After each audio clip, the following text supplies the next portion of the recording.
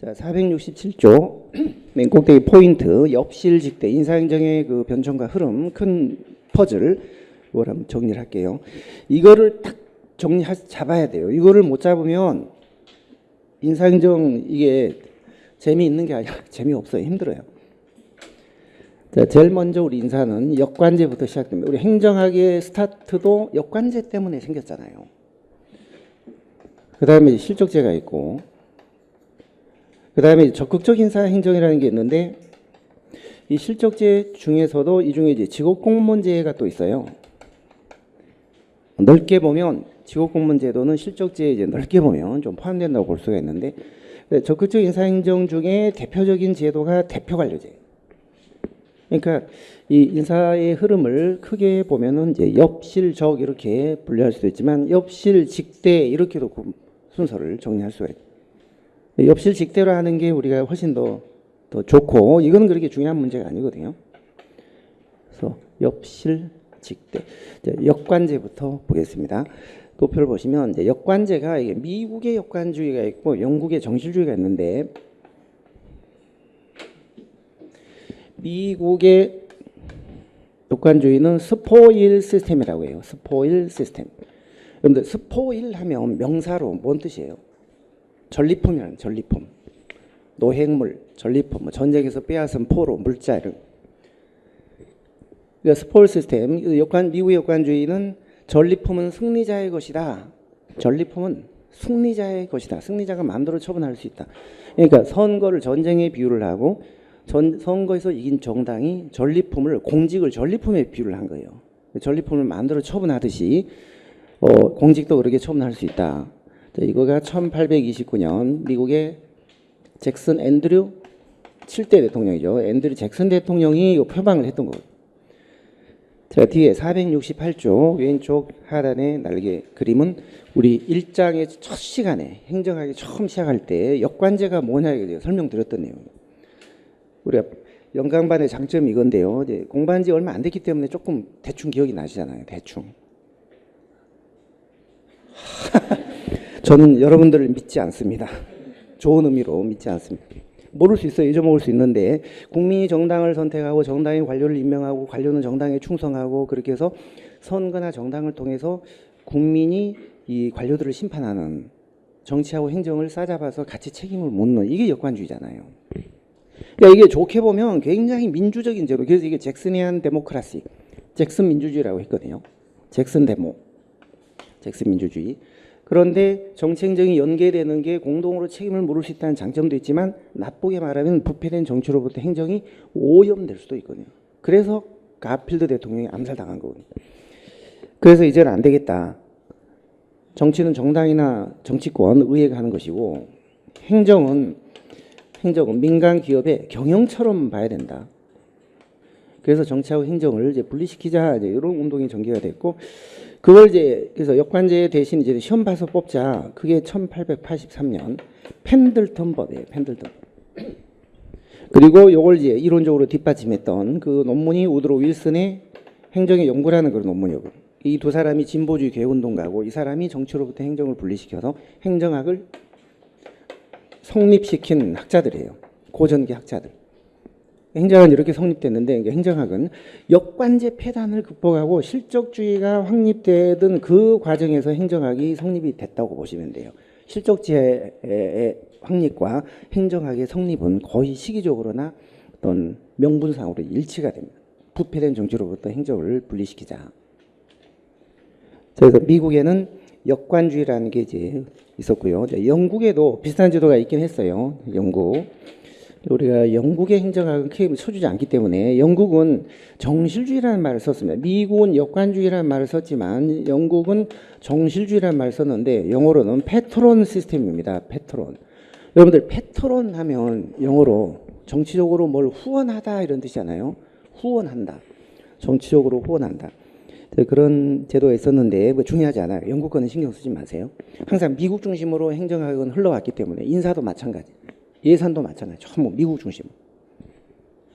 영국은 행정학이라는 거가 거의 없어요. 사실 실체가. 영국은 전통적으로 정치학이 성행했죠. 정치가 발달했던 나라이기 때문에. 그러니까 영국서 공부해온 사람은 전부 행정학 헛공부해온 사람이에요. including me. 영국은 행정학이 없어요. 자, 그래서 미국은 역관제, 영국은 정시로. 그러나 능력 중심의 인사가 아니라는 점에서는 거의 이게 동일한 뜻으로 통용이 되어 왔습니다. 그런데 이런 문제 때문에 이제 정치하고 행정을 분리시키자. 그렇게 해서 미국의 실적주의가 확립됐는데 그게 바로 1883년 펜들턴 법이에요. 그런데 역관주의가 오른쪽에 장단점을 한번 보시면 장점. 정권이 바뀌면 고위 공무원들도 한꺼번에 다 교체를 물갈이를 시키는 거거든요. 정치권하고 같이 함께 책임을 물어서. 그러니까 공무원들의 신분을 막 보장해 주거나 이런 개념이 아니에요. 신분 보장이 없어요. 공무원도 임기를 정해 놓죠. 국회의원, 대통령하고 임기를 똑같이 정해놨어요. 그 사람들이 잘해서 재집권을 하면 공무원도 한 번 더 하는 거고, 쫓겨나면 자기들도 쫓겨나는 거예요. 그래서 공무원들도 임기를 정했는데 임기가 4년이었거든요. 미국 같은 경우는 임기가 다 4년이었으니까. 그래서 이게 4years law라는 게 있었습니다. 4years law. 4년 임기법. 임기 4년법. 이런 법이 있었는데 오른쪽에 날개예요. 4년 임기법이라고. 그게 역관주의의 기본이 됐던 법이에요. 고위공직자들의 임기를 정해놓은 법이에요. 대통령과 일치시켜 놓은 법이에요. 대통령하고 일치시켰다는 얘기는, 정치인들하고 일치시켰다는 얘기는 공무원들도 정치적인 운명을 같이 하라는 거죠. 대통령이 재집권하면 니들도 한 번 더 하는 거고, 끝나면 니들도 끝나는 거니까 임기 중에 열심히 잘 서포팅해서 국민들의 지지를 얻도록 해라. 이런 개념. 공무원들한테, 고위 공무원들도 이제 상당히 책임 의식이 부여된 그런 제도거든요. 그래서 그 밑에 장점이 관료주의화라는 게, 지나친 신분 보장으로 관료제가 특권 집단하는 게 관료주의화인데 이런 걸 막을 수가 있어요. 선거라는 걸 통해서 이제 심판을 하니까 주기적으로. 그리고 물갈이, 교체 임용을 통해서 잘못한 관료 집단에 대해서 국민들이 책임을 물을 수 있는 제도예요. 실적주의는 그런 게 안 돼요. 젊었을 때 한 1, 2년 안 놀고 열심히 공부해서, 여러분들처럼 열심히 공부해서 합격을 하면 정년 때까지 평생 신분보장 공무원 해먹는 게 그게 실적주의예요. 그러니까 되는 사람은 좋지만, 공무원 되는 사람은 좋은 제도지만 국민들의 입장에서 보면 들어가서 근무 시간에 게으름 피우고 주식하고 게임하고 해도 심판을 할 방법이 없어요. 선거하고 연계가 안 되기 때문에. 자, 그래서 오히려 행정의 대응성, 책임성, 민주성 이런 거는 역관주의가 훨씬 높아요. 그래서 이게 그런 점에서는 더 민주적인 제도예요. 그러나 이제 단점이 공무원들이 중립을 지키기가 힘들어요. 자기가 속한 정당이 승리해야 임기가 한 번 더 연장되잖아요. 그리고 정권이 바뀌면 한꺼번에 물갈이가 싹 되니까 행정의 안정성도 떨어져요. 그 다음에 위인설관, 역관, 공직이 상품화가 되기 때문에 선거운동 열심히 하면 그 사람한테 관직을 줘야 되고, 그럼 또 없는 관직 만들어야 되고, 위인설관 아시죠? 위인설관. 사람을 위하여 관직을 설치한다. 그러니까 외교관 하나를, 자리를 귀토란 사람이 달라고 했는데 그 자리가 없으니까 못 줬거든요. 가필드 대통령이. 그러니까 그거를 불만을 품고 가필드를 암살하는 사건 같은 게 생긴 거예요. 따라서 중립이 안 되고 안정성이 떨어지고 부패, 비능률, 낭비 이런 문제가 생겨서 결국 이제 펜들턴 법이 만들어지게 된 거예요. 공무원은 시험 봐서 뽑아야 된다. 그래서 이 펜들턴 법이요, 공개경쟁 채용시험 이런 게 이때 이제 처음 도입이 돼요. 그 아래에 미국의 실적주의 83년 펜들턴법, 능력 중심의 인사, 공무원들은 중립을 지켜야 된다. 정권 바뀌어도 신분이 보장된다. 그리고 공개경쟁 채용시험, 시험 봐서 뽑아야 된다. 그리고 이런 것들을 모두 중앙에서 아주 독자적으로 관장을 하려면 아주 강력한 기구가 필요하다. 그게 연방중앙인사위원회, Federal Civil Service Commission. 이런 기구가 있었거든요. Federal Civil Service Commission, 연방인사위원회. 시빌 서비스가 인사잖아요. 인사. 공무원을 시빌 서번트라고 하잖아요. 그걸 관리하는 게 시빌 서비스예요. 위원회를 만들어서 아주 강력한 초당적인 기구를 만들었는데요. 이게 연방인사위원회입니다.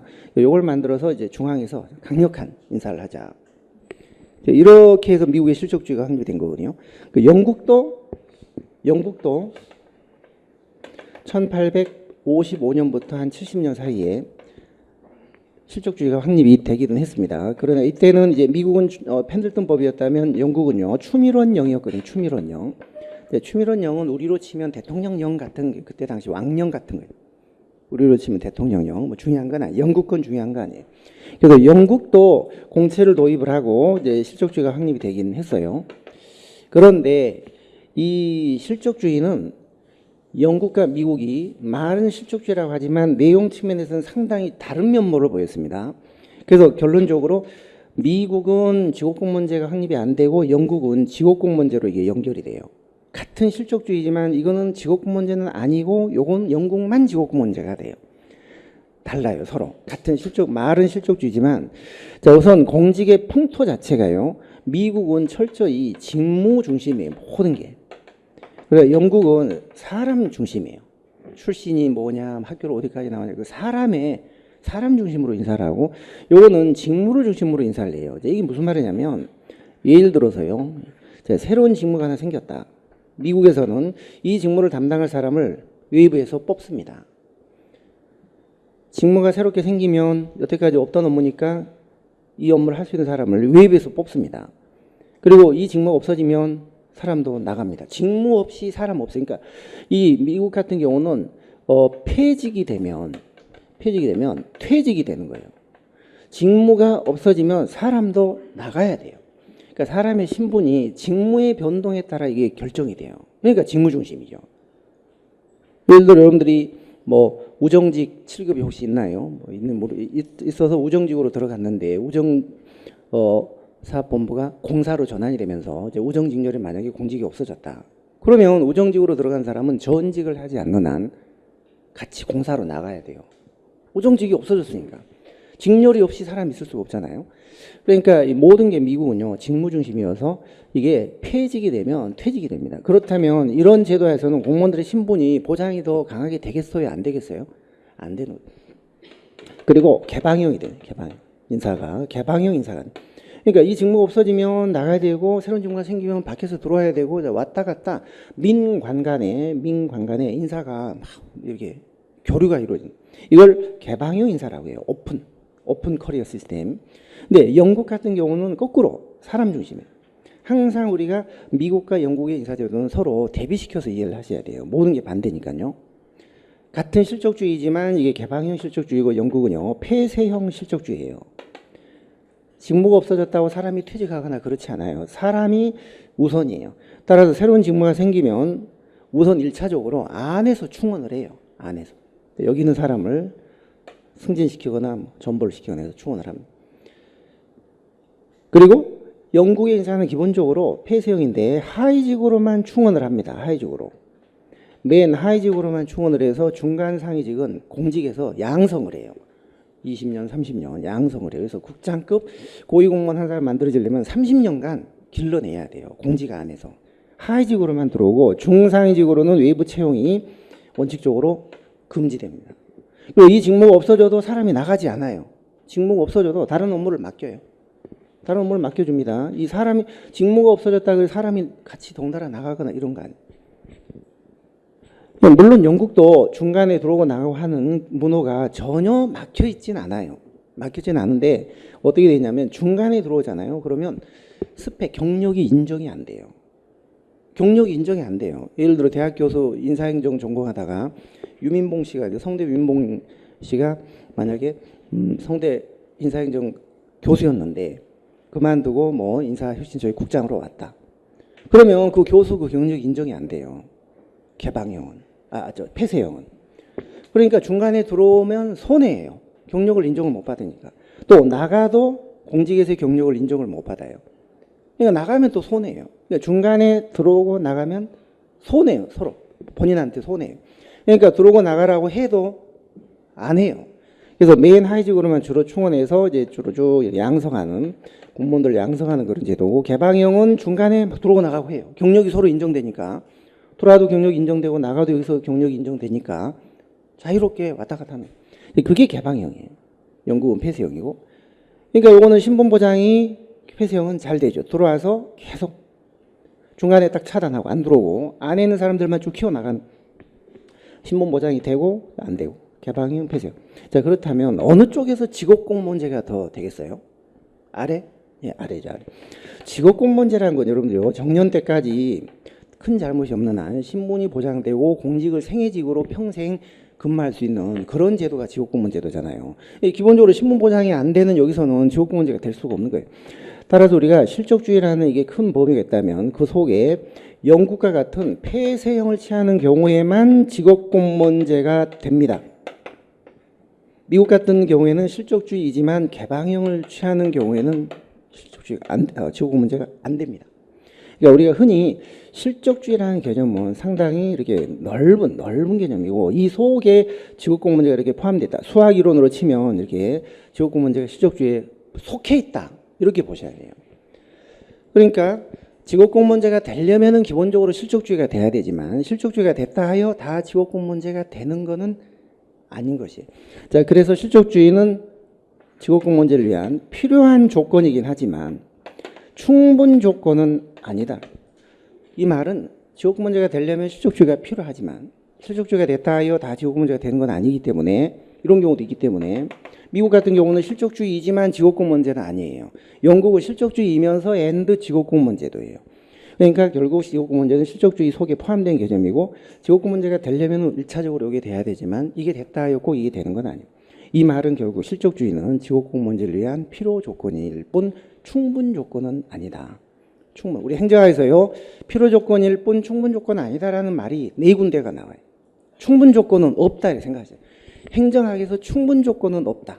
다 필요 조건이다. 필요 조건. 나중에 부패에서도 나오고 뭐 시험에서도 나오고 있다가 나올 겁니다. 우리가 예정대로 진도가 나간다면 오늘 이 필요 조건일 뿐 충분 조건 아니다라는 게 4군데가. 행정학은 충분 조건은 없다. 그렇게 생각하시는 것도 좋아요. 이 관계를 잘 아셔요. 자, 그렇다면 어느 쪽에서 전문성이 더 높아질까요? 미국, 영국 행정의 전문성 어느 쪽이 높아질까요? 자, 미국 같은 경우는 직위분류제이기 때문에 직류, 직렬, 직군 이런 게 다 구분돼 있어요. 세무직, 교정직, 복지직 다. 그래서 들어올 때부터 시험 과목도 다르고 그 직렬 내에서만 성장을 해야 되기 때문에 미국 같은 경우는 전문화가 돼요. 전문화가. 공무원들이 스페셜리스트 전문가가 되지만 영국 같은 경우는 직무 중심으로 공직 분류를 하는 게 아니라 사람 중심으로 분류를 해요. 그 사람이 어느 가문에 태어나서 학교를 어디까지 나왔고 좋은 가문에 태어나서 뭐 좋은 대학 나오고 많이 배웠으면 그 사람은 능력이 있겠구나 해서 사람 중심으로 분류를 해서 이 직류, 직렬 이렇게 하지 않고 그냥 계급만 분류를 해요. 이렇게 계급만. 행정계급, 서기계급, 뭐 서기보계급 이런 식으로. 그게 바로 계급제예요. 이런 공직분류제도가 계급제고 미국 같은 경우에 직류, 직렬, 직군 이렇게 나뉘어진 게 그게 직위분류제예요. 공직을 분류하는 방법이 달라요. 공직분류 방법이 미국은 직위분류제, 직류, 직렬, 직군. 영국은 그런 게 없이 계급제, 계급만 있는 거예요. 계급만. 따라서 요 계급으로 들어온 사람은 어디든지 왔다 갔다 하는 거예요. 이렇게 왔다. 또 승진해도 또 왔다 갔다. 그러니까 들어올 때부터 교양 과목을 시험을 보고 뭐 직렬별 전문 과목 이런 거 없어요. 그리고 동일 직렬 내에서만 계속 성장하는 그런 개념도 아니에요. 여기 있던 사람이 이리 갈 수도 있고 여기서 이렇게 승진할 수도 있고 왔다 갔다. 그러니까 스페셜리스트가 아니라 반대말, 스페셜리스트의 반대말은 뭘까요? 상상력, 제네럴리스트예요. 제네럴리스트, 일반 행정가. 그러니까 계급제 같은 경우는 공무원들이 전문가가 아니라 제네럴리스트가 됩니다. 그러니까 어떤 일반 소양을 폭넓게 갖추는 그런 사람이지 직렬별로 전문가가 양성되지는 못해요. 그러니까 이건 전문화가 되고 이건 전문화가 안 되고. 그래서 요 구조를 미국과 영국의 제도라는 건 결국 실적제와 직업공무원제 관계를 말하는데요. 이게 모두 실적주에 포함은 되지만 직업공무원제는 아래 것만 직업공무원제도원이에요. 그래서 요 관계를 잘 아셔야 돼요. 요거를. 미국, 영국, 직무중심, 사람중심. 직위분류제, 계급제, 신분보장 안 되고 개방형, 폐쇄형, 전문가, 일반 행정가, 직업공무원제 안 되고 직업공무원제가 되고 요 관계를 잘 아셔. 요 관계를 모르시면 1절, 2절 우리가 이론과 제도 쪽에서 조금 헤맬 수가 있습니다.